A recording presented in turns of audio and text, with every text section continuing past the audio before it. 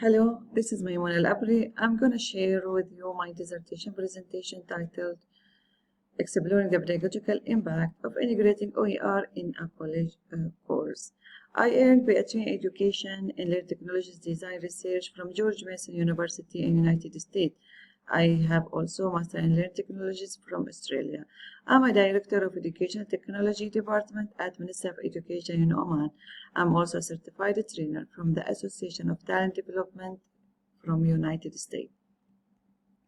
This is the outline of my presentation. I will go through the statement of the problem and overview of the argument, and then I will move to the purpose of the study, the research methodology, and the implementation of the study. Finally, I will conclude the findings of my study and its implication and future research. In the literature regarding OER adoption in education, there is an agreement on that there is a lack of scientific evidence regarding the effectiveness of OER in teaching and learning contexts, beyond providing open access to educational content and resources. This evidence scarcity lowers the perception of OER in higher education and limits the awareness of the goals of OER and Creative Commons licensing among faculty and students in these institutions. These limitations have discouraged the widespread adoption of OER across higher education institutions. Nowadays, the primary concern about OER use in teaching and learning context is that these open and free resources are used to merely promote open access to content. So there is a need to shift the focus from considering OER as merely open content to considering it as open educational practices and to improve the use of OER beyond accessibility.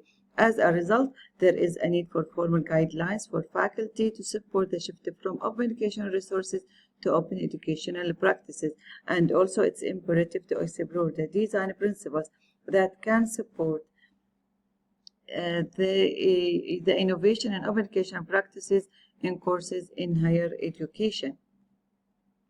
Recently, the effectiveness of OER in teaching and learning has become a controversial topic among educators, experts, and OER advocates.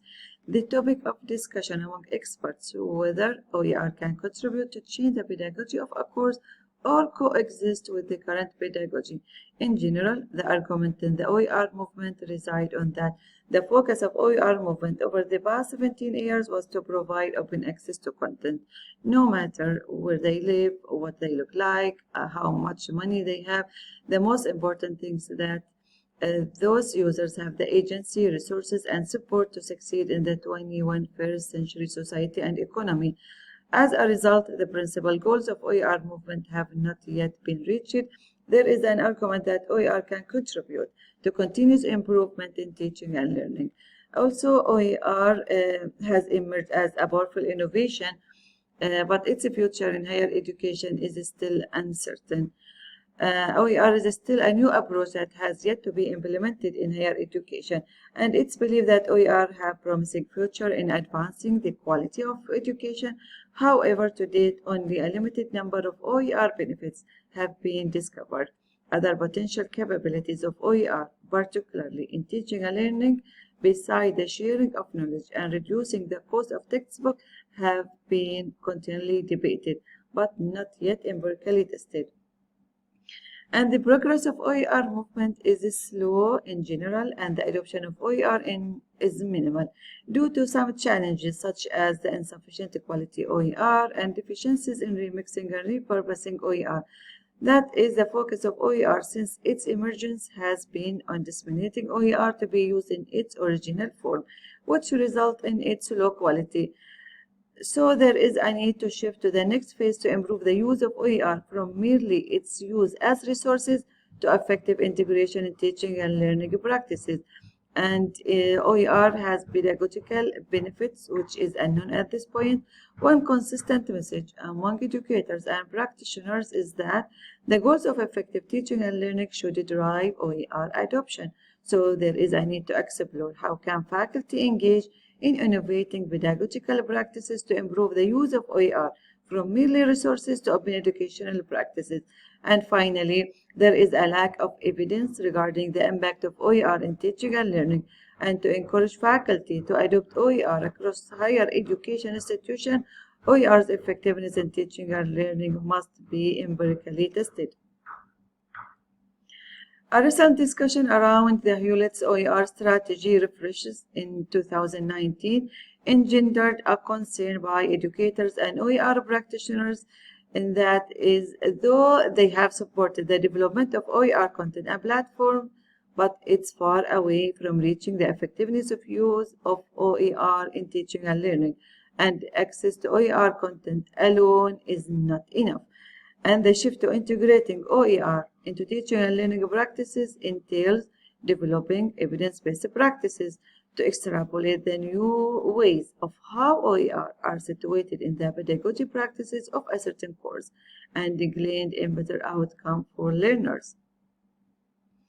According to the 2020 Horizon report, OER is considered one of 6 emerging technologies and practices that will have a significant impact in higher education. So the purpose of my study was to design an OER intervention that integrates OER use and creation in a college course in order to promote open educational practices. The practical definition I use for open educational practices is the one that developed by Baskevacci, in which he defined OEP as a teaching and learning practices where openness is enacted within all aspects of instructional practice, including the design of learning outcomes, the selection of teaching resources, and the planning of activities and assessment. Here I like to highlight the associated attributes of OER, which is the 5 R's framework that provides users with the privileges to repurpose and create OER in a wide range of ways for improvement purposes, and also its related definition of open pedagogy, in which is defined as the set of teaching and learning practices that only possible or practical when users have a permission to engage in the 5R activities. There are 2 overarching research questions guided this design-based research study. The first research question is, what are the design principles that support the integration of open education resources in a college course? And the second research question, how are the OER design principles operationalized and implemented in a college course? I use design-based research as the research method for this dissertation study because it allows for investigating a practical learning problem that does not have a clear learning solution or a guideline that can guide faculty of how they can integrate OER in their courses, and it's defined as a systematic but flexible methodology aimed to improve educational practices through the iterative analysis, design, development, and implementation based on collaboration among researchers and practitioners in real-world settings, and that lead into contextually sensitive design principles and theories. To carry out this design-based research study, I selected to apply the integrative learning design framework that was developed by Dr. Banan in 2007 to help with executing a rigorous design-based research using iterative and interconnected phases, which are the informed exploration phase, the enactment phase, evaluation of local impact phase, and the evaluation of broader impact phase. This study was carried through the first 3 phases of the integrative learning design framework. The informed exploration phase represents as the pre-dissertation study, and the enactment and evaluation of local impact phases represent the actual dissertation study, and the evaluation of the broader impact phase represent the post-dissertation study. This framework characterized as a guiding framework and a meta-methodological framework. Each phase in this framework has been adapted with unique research questions, data sources, methods, and output. Thus, each phase is influenced by the result from the previous phases, and each phase can be conducted through multiple phases. For example, this informed exploration phase consisted of 4 microcycles of exploration and analysis. As we can see, the output of this informed exploration phase were the problem statement and the initial theoretical conjectures that fed the next phase, which is the enactment phase. The enactment phase aimed to address the first research questions in terms of developing OER design principles and designing an OER intervention prototype. The selected course for this study was the Advanced Instructional Design, which is an instructional design master program at George Mason University. This advanced instructional design was designed to expose students to the knowledge and skills for developing highly contextualized, engaging, and meaningful learning experiences based on the principles of constructivism, situated cognition, and connectivism. This course is delivered online using an asynchronous format via their learning management system Blackboard, as well as through face-to-face lectures, and it includes a combination of individual and collaborative activities, performance-based assignments, and in-class and online participation. This enactment phase consisted of 2 microcycles of development and design. Each microcycle had unique data sources, participants, and output. The result of each microcycle was used to develop the next microcycle, as it's shown in the slide. The first microcycle ended up with generating the design principles that support the integration of OER in course curriculum that were developed from the initial theoretical conjectures and empirical results obtained from the informed exploration phase. At this stage, we didn't know yet how OEP and open pedagogy looks like. So the core OER design principles that evolved from this microcycle fell into 2 main categories, as is shown from the slide. To identify the instructional materials and learning strategies, including the integration of the 5 R's in the course curriculum, an exploratory case study was used to study in depth this contemporary phenomenon in authentic contexts. Several data sources were used for developing the intervention's components. 6 participants who had expertise in instructional design, teaching and learning, and open publication were involved in a focus group session to generate ideas and concepts of how OER and the 5 R's can be integrated in the course curriculum, followed by 3 one-on-one interviews to get more clarification on the 3 participants' input, ideas, and perspectives.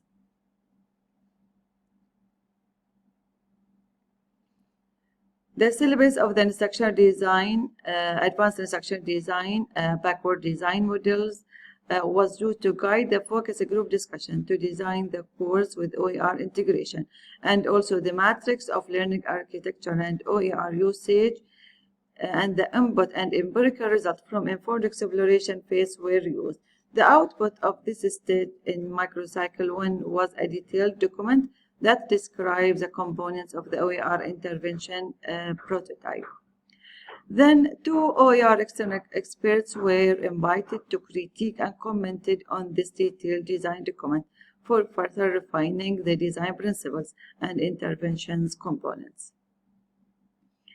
What stands out in this word cloud is the participant thoughts of the 5 R's practices, which are more than only compiling parts from existing OER to create a new OER content or revising the current OER materials, but it's about building resources upon one another, supplementing and enrichment, argumentation, and explanation for improvement, which are similar to scholarly work.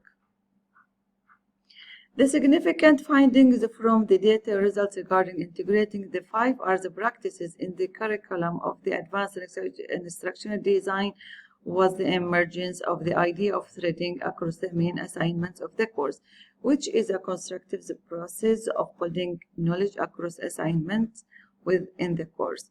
When practitioners reported that the idea of threading across assignment implied that the 5 R's could be operationalized by allowing students to reuse what they executed in one assignment to build the next assignment, and so forth. As a result, the output of this first microcycle was the development of the detailed design document that elaborates the instruction materials, the learning strategies, and the 5 R practices that directed students to perform the activities related to OER use and creation, All instructions that directed students to execute the instruction of the OER usage and creation, including the 5 R's practices, were embedded in the instructions of the main assignments and provided under each assignment sections and its timeline too, so students follow the instruction easily. Also, an info guide page was embedded in the course site in the LMS, which included all databases students can utilize to search for OER resources to perform their assignments. In addition, it was suggested to build a databases or a digital repository within the university to host all students' assignments, either are OER or non-OER, so the instructor can use these assignments as examples in future classes without seeking permissions from students. In the microcycle 2, the design of OER intervention was developed in the course LMS Blackboard. The researchers work collaboratively with the instructor of the course to embed the interventions components in the syllabus of the advanced instructional design. The librarians staff also involved in this stage in terms of building the info guide page in the course site in LMS. In this phase, the designer reflection and artifact analysis were used to reflect and track the change that happened to the structure of the course before integrating OER in the course syllabus. A section of OER intervention was created in the course site in LMS Blackboard.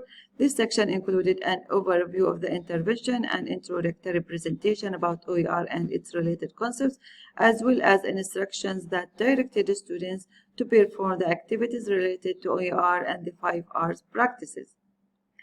After designing the OER intervention in the course LMS, it's the time for evaluating its effectiveness from different lenses. The local impact evaluation sought to address the research question, how are the OER design principles operationalized and implemented in a college course, based on students' perspectives regarding the benefits and the drawbacks of these principles in supporting their learning, and also based on instructor perceptions of the effectiveness of OER intervention in the course, and also to explore the evidence of a shift in the pedagogy of the course. The method used in this evaluation phase was an exploratory case study relying on a mixed method design. The target population of this phase of the implementation and evaluation was 8 graduate students who enrolled in the Advanced Instruction Design in fall 2019, as well as a course instructor. This mixed method design occurred in sequences in which at least 2 strands were conducted chronologically for triangulation, development, and complementarity purposes. As we can see, I use multiple data collection with different participants. Also, I use the result of one method to inform the other method. As it's shown in the slide, I use the result obtained from the focus group based on students' perspective to develop the post-survey to get further clarification on some aspects they raised in the focus group. And I use the result obtained from the focus group and post-survey to inform the interview question for the instructor. All these techniques increase the validation of this current study. The design principles that were refined based on the data obtained from the enactment phase and local impact evaluation phase produce 9 design principles that can be used as a heuristic guideline to course design with OER integration. These design principles focus on OER content that focus on integrating OER in a course that is designed based on a learner-centered pedagogical model, using the principle of constructivism, and also it should be embedded as a main components of the pedagogy of the course, and it should support the use and creation of OER. Also, in-person sessions should be used to introduce OER concepts and threading across assignment to students in the beginning of the course. The main goal of integrating OER into a course should educate learners about the term of OER and its related and associated concepts. and the students should have the option to share their assignments under an open license and to select the appropriate license. Also, the instructor should provide a collection of OER content as a starting point for embedding the 5 R's practices in a course curriculum. And the OER content that is shared openly online should be reusable and end in meaningful purpose of learning. And finally, creating OER content is more effective through collaborative work. And the summary of findings of this study shows that integrating OER in a course promotes a change in the current pedagogy if the course is designed based on traditional pedagogical approaches such as objectivism. And also the result shows that integrating OER in this course encourages instructors to reflect on the pedagogy of the course and to innovate in teaching and learning practices. And also it encourages students to reflect on the trajectory of the course and to make connection between the skills and knowledge they have learned throughout the course or throughout a course program. Also, the result of this study show that there is strengthen the idea of sharing teaching resources under an open license alongside with sharing students' assignment. And also it shows that there is necessary to establish an open database among educators to exchange ideas on teaching and learning and to build a database within the organization to host all students' assignments in one place. Threading across assignment is the most significant result from engaging students in the 5 R's practices, and also the result of this study shows that there are several obstacles hinder the advancement of the OER movement. There is a lack of support from the top management, and also there is unclear policy and the benefits that could accrue to students and faculty from engaging in the use and creation of OER. Also, there is a lack of infrastructure for adopting OER at the wide level. In addition, the meaning behind each R in the 5 R's are unclear at this stage, and also there is a lack of design guidelines for OER, and there is a need for more detailed design guidelines for integrating OER in college courses. The implication of this study, it provides evidence-based practices based on the rigorous method of development, design, and revision, and also it offers educators guidelines and best practices of how they can integrate OER and the 5 R's practices in the instructions or in the syllabus of the course through providing reliable OER design principles, and it's filled the theory-practice gap in the deficiencies of the implementation of the 5 R's in a college course by providing the idea of threading across assignments. And finally, it provides a theoretical understanding of shifting from OER to OEB. So faculty should move to their courses to learner-centered pedagogical models using the constructivist approach of teaching, and moreover, the meaning behind the open pedagogy and open educational practices can be used interchangeably because both definitions are support the use and creation of OER and encourage faculty to innovate in teaching and learning practices in order to encourage students to become co-producers of open educational practices.